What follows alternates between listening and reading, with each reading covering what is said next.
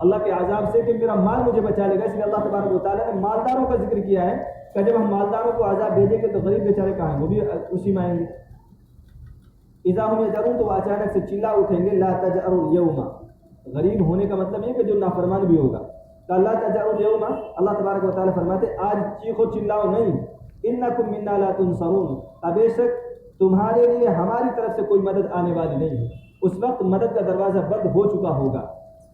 اس لیے اپنے آپ کو جب تک آنکھیں کھلی ہیں اور جب تک زندگی کی سانسیں چل رہی ہیں, آدمی کو چاہیے کہ اس سے پہلے توبہ کر لے. قد كانت آیاتی تتلی علیکم فکنتم علی اعقابکم تنکسون, فرمایا کہ میری آیتیں تمہارے سامنے پڑھ کر کے سنائی جاتی تھی. فکنتم علی اعقابکم تنکسون, کا تم ایڑیوں کے بل دوڑا کرتے تھے. کہ اپنی ایڑیوں کے بل یعنی اتنا تیز دوڑتے تھے. اللہ تبارک و تعالیٰ کہتے ہیں کہ آپ ایڑیوں کے بل پیچھے مڑ کر کے نہیں دیکھتے تھے, اتنی تیز دوڑتے تھے. کا مستکبرین, اور تکبر کیا کرتے تھے. جب اللہ تبارک و تعالیٰ کی آیت پڑھائی جاتی تھی تو تکبر کیا کرتے تھے. تابہ سامرا تہجرون, تاکہ تم ایک قصہ گو کی طرح قرآن کو سنات کرتے تھے کہ جیسے قرآن کوئی پڑھ رہا ہے نصیحت کی باتیں تو جیسے کوئی قصہ بیان ہو رہا ہو. کا قصہ چلو سمجھ میں آ رہا ہے, ٹھیک ہے, نہیں سمجھ میں آ رہا تو اٹھ کر کے چلے جاؤ. کا تم ایسے تہجرون, تاکہ تم بکواس کیا کرتے تھے قرآن کریم کے بارے میں. قرآن کریم کے بارے میں جو حکم آتا تھا تم اس کے بارے میں زبان درازی کیا کرتے تھے. افلم يدبروا القول ام جاءهم ما لم يأت آباءهم الاولين, فرمایا کیا تم اس کلام میں غور و خوض نہیں کرتے. اللہ تبارک و تعالیٰ نے سوال کیا کہ جو قرآن ہے, جو کلام اتارا جا رہا ہے آسمان سے, کیا تم اس میں غور و خوض نہیں کرتے؟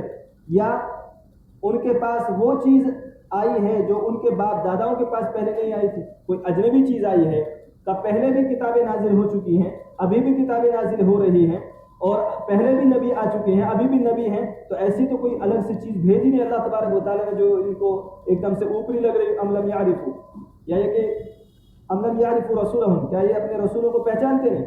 اللہ کے نبی صلی اللہ تعالیٰ علیہ وسلم کو نبوت ملنے سے پہلے پوری زندگی نبی علیہ الصلوۃ والسلام کی کفار مکہ کے درمیان میں گزری ہے, اور نبوت کا دعویٰ کرنے سے پہلے سب نے کہا الصادق الامین ہیں آپ, کا امانت دار میں سب سے بڑے امین آپ ہیں, اور صداقت میں سب سے بڑے سچے آپ ہیں. سب لوگوں نے یہ اقرار کیا تھا, تو سب جانتے تھے اللہ کے نبی صلی اللہ تعالیٰ علیہ وسلم کو.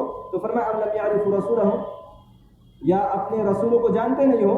فہم لہ منکرون, کہ ان کو اوپری سمجھتے ہو, ان کا انکار کر دیتے ہو کہ بھئی ہم نہیں جانتے کون ہیں, کیسی زندگی گزری ہوگی. 40 سال کی زندگی اللہ کے نبی صلی اللہ تعالیٰ علیہ وسلم کی تمہارے درمیان گزری ہے. فہم لہ منکرون, تو پھر کیوں انکار کر دیتے ہو؟ کہ ام یقولون بہ جنہ, یا تم ان کو جنون کے قائل ہو, یہ کہتے ہو کہ اللہ کے نبی صلی اللہ تعالیٰ علیہ وسلم نعوذ باللہ پر جنون طاری ہو گیا. قبل جاءہم بالحق, بلکہ رسول تو ان کے پاس حق بات لے کر کے آئے ہیں. واکثرہم للحق کارہون, اور ان میں سے اکثروں کو حق بات سے چڑ ہے, حق بات ان کو بری لگتی ہے. ولو اتبع الحق اہواءہم, فرمایا اگر حق یعنی رب ان کی خواہشات کی اتباع کرے, اگر رب وہ کرے جو یہ چاہتے ہیں, اللہ فسادت السماوات والارض ومن فیہن, تو فرمایا آسمان و زمین اور جو کچھ اس کے درمیان وہ سب تباہ و برباد ہو جائے. اگر اللہ تبارک و تعالیٰ انسان کی چاہت کے مطابق کرنے لگے تو فرمایا کہ پھر آسمان و زمین کا جو نظام ہے جو اس کے درمیان کا وہ سب تباہ و برباد ہو کر کے رہ جائے گا. بل اتیناہم بذکرہم, فرمایا بلکہ ہم نے تو ان کے لیے نصیحت کی تھی. اگر اللہ تبارک و تعالیٰ رسولوں کو بھیج رہا ہے, قرآن کے کتابوں کے ذریعے سے سمجھا رہا تھا, تو اللہ تبارک و تعالیٰ کا کیا فائدہ, جبکہ اللہ تبارک و تعالیٰ نے فرما دیا ہے کہ ساری کائنات مل کر کے فرما بردار ہو جائے تو اللہ تبارک و تعالیٰ کی شان ذرہ برابر بڑھ نہیں سکتی, اور ساری مخلوق نافرمان ہو جائے اللہ تبارک و تعالیٰ کی شان میں ذرہ برابر کمی نہیں آ سکتی.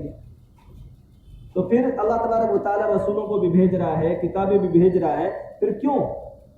میری اور آپ کی بھلائی کے لیے, انسانیت کی بھلائی کے لیے. قبل اتیناہم بذکرہم, بلکہ ہم نے ان کے پاس جو رسولوں کو بھیجا ان کی نصیحت کے لیے بھیجا.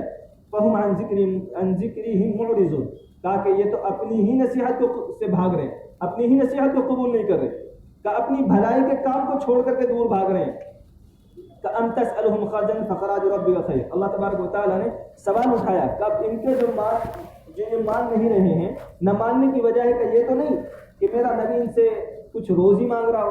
ام تسألہم خرجا, کا کیا آپ, یعنی نبی علیہ الصلوۃ والسلام کو خطاب ہے, یا آپ ان سے روزی مانگ رہے ہو؟ فخراج ربک خیر، اللہ تبارک و تعالیٰ نے فرمایا تیرے رب کی روزی سب سے بہتر ہے، وہ خیر الرازقین، اور فرمایا کہ سب سے بہترین روزی دینے والا تیرا رب ہے۔ وَإِنَّكَ لَتَدْعُوهُمْ إِلَىٰ صِرَاطٍ مُسْتَقِيمٍ، بے شک آپ تو ان کو صراط مستقیم کی طرف بلا رہے ہو، کہ آپ تو ان کو صراط مستقیم کی طرف بلا رہے ہو، نہ کہ اللہ کے نبی صلی اللہ تعالیٰ علیہ وسلم کو جتنے نبی گزرے ہیں ان میں سے کسی کو کوئی دنیاوی لالچ نہیں تھا۔ آج بھی اگر کوئی کسی کو دعوت دیتا ہے تو اس کا دل بھی پاک صاف ہونا چاہیے، یہ لازمی اور شرط اول ہے دین کا کام کرنے کے لیے، کہ اسے دنیا کا اس سے کوئی لالچ نہیں ہے۔ وہ اگر دعوت دے رہا ہے تو اس کا صرف اتنا سا مقصد ہے کہ یہ جہنم سے بچ کر کے جنت میں جانے والا بن جائے، اس کا اتنا سا مقصد ہے۔ وَإِنَّكَ لَتَدْعُوهُمْ إِلَىٰ صِرَاطٍ مُسْتَقِيمٍ، بے شک آپ تو ان کو صراط مستقیم کی طرف بلا رہے ہو۔ وَإِنَّ الَّذِينَ لَا يُؤْمِنُونَ بِالْآخِرَةِ عَنِ الصِّرَاطِ لَنَاكِبُونَ، فرمایا جو آدمی آخرت پر یقین نہیں رکھتے ہیں، ایمان نہیں لاتے ہیں، کہ وہ صراط مستقیم سے ٹیڑھے ہو چکے ہیں، کہ وہ راستے سے ٹیڑھے ہو گئے ہیں، وہ راستہ چھوڑ کر کے جا رہے ہیں جو آخرت پر یقین نہیں رکھتے۔ فرمایا وَلَوْ رَحِمْنَاهُمْ وَكَشَفْنَا مَا بِهِم مِّن ضُرٍّ لَلَجُّوا فِي طُغْيَانِهِمْ يَعْمَهُونَ، کہ اگر ہم ان پر رحم کر دیں، اللہ تبارک و تعالیٰ فرماتے ہیں اگر ہم ان پر رحم کر دیں اور ہم ان پر سے اس تکلیف کو کھول دیں جو ان پر آئی ہوئی ہے، یعنی مصیبت، لَلَجُّوا فِي طُغْيَانِهِمْ، کہا کہ تو یہ پھر برابر سے اپنی سرکشی میں لگے رہیں گے، یعمہون بہتے ہوئے، کہ آپ نے جو کام کر رہے ہیں نا اللہ تبارک و تعالیٰ کو ناراض کرنے کے، پھر اسی میں لگ جائیں گے۔ وَلَقَدْ أَخَذْنَاهُمْ بِالْعَذَابِ، اور فرمایا کہ ہم ان کو عذاب میں پکڑ لیں گے، فَمَسْتَكَانُوا، ہم نے ان کو عذاب میں پکڑ لیا، فَمَسْتَكَانُوا لِرَبِّهِمْ، انہوں نے اپنے رب کے سامنے عاجزی نہیں کی، وَمَا يَتَضَرَّعُونَ، اور نہ گر گرائے۔ ایک مرتبہ کفار مکہ پر اللہ تبارک و تعالیٰ نے قحط سالی بھیجی تھی، ان پر عذاب بھیجا تھا قحط سالی کا، اور وہ قحط اتنا زبردست تھا کہ مردار جانوروں کو کفار مکہ نے کھانا شروع کر دیا، اور غالباً ابو جہل اللہ کے نبی صلی اللہ تعالیٰ علیہ وسلم کی خدمت اقدس میں حاضر ہوا اور آ کر کے صلہ رحمی کا، رشتہ داری کا، اپنی برادری کا واسطہ دیا اللہ کے نبی صلی اللہ تعالیٰ علیہ وسلم کو، اور یہ کہا کہ آپ دعا کر دیجئے کہ آپ کو ہماری برادری کا واسطہ، کیا آپ کو اللہ تبارک و تعالیٰ نے رحمت للعالمین بنا کر کے نہیں بھیجا؟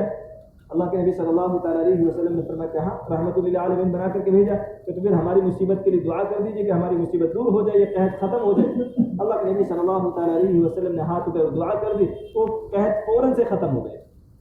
تو اللہ تبارک و تعالیٰ نے یہ آیت نازل فرمائی تاکہ ہم نے ان کو عذاب میں پکڑا، کہ جب ان کو عذاب میں پکڑا تب بھی اپنے رب کے سامنے جھکے نہیں، گڑ گڑائے نہیں۔ اللہ کے نبی صلی اللہ تعالیٰ علیہ وسلم کے پاس جا کر دعا تو کرائی، لیکن اللہ تبارک و تعالیٰ کے سامنے نہیں جھکے۔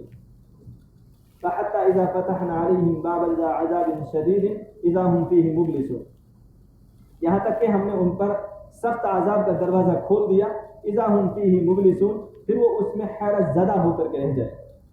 اب جب اللہ تبارک و تعالیٰ پکڑنے پر آتا ہے تو پھر آدمی دیکھتا رہ جاتا ہے کہ اب کیا ہو گیا، اب ساری امیدیں اس کی پھر ٹوٹ جاتی ہیں۔ پہلے تو امیدیں لگا کر کے بیٹھا ہے کہ فلاں آدمی سے میرا کام بن جائے گا، فلاں آدمی کو فون کروں گا تو میرا کام ہو جائے گا، فلاں آدمی میری مدد کر دے گا، لیکن جب اللہ تبارک و تعالیٰ پکڑ کرتا ہے تو پھر کوئی کام نہیں آتا ہے، پھر کوئی کام نہیں آتا ہے۔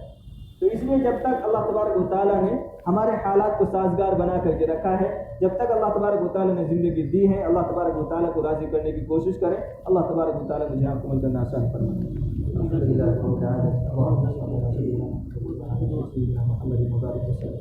ربنا ظلمنا انفسنا وان لم تغفر لنا وترحمنا لنكونن من الخاسرين لا اله الا انت سبحانك اني كنت من الظالمين يا حي يا قيوم برحمتك نستغيث یا اللہ یا کریم آپ کا صغیرہ کبیرہ گناہوں سے درگزر فرما۔ یا اللہ آج کل جتنی بھی جیسی بھی زندگی گزری ہے یا اللہ تو سب سے درگزر فرما۔ یا اللہ آج سب حمید کے طریقے پر چلنے کی توفیق عطا فرما۔ یا اللہ جتنے بیمار ہیں سب کو شفا کے عطا فرما۔ یا اللہ جتنے دنیا سے رخصت ہو چکے ہیں یا اللہ تو سب کی مغفرت فرما۔ یا اللہ مولانا ذاکر صاحب کی طبیعت خراب ہے یا اللہ ان کو بھی شفا عطا فرما۔ یا اللہ جتنے بھی بیمار ہیں سب کو شفا کے عطا فرما۔ یا اللہ پوری امت کی حفاظت فرما۔ یا اللہ پوری امت کی مدد فرما۔ یا اللہ نسلوں کی حفاظت فرما۔ یا اللہ نسلوں کو نیک صالح دیندار فرما بردار بنا۔ یا اللہ مدارس مساجد مراکز خانقاہوں کی حفاظت فرما یا اللہ دین کے جتنے قلعے ہیں یا اللہ تو سب کی حفاظت فرما یا اللہ دین کا کام کرنے والوں کی حفاظت فرما یا اللہ جب تک زندہ رہے ایمان پر ثابت قدم فرما یا اللہ جب موت آئے تو ایمان کامل پر خاتمہ نصیب فرما یا اللہ جنہوں نے دعا کے لیے کہا ہے ہم سب کے اور یا اللہ ہم سب کی جائز مرادوں کو پورا فرما ربنا تقبل منا انك انت السميع العليم وتب علينا انك انت التواب الرحيم وصلى الله تعالى على خير خلقه محمد وآله وصحبه اجمعين برحمتك يا ارحم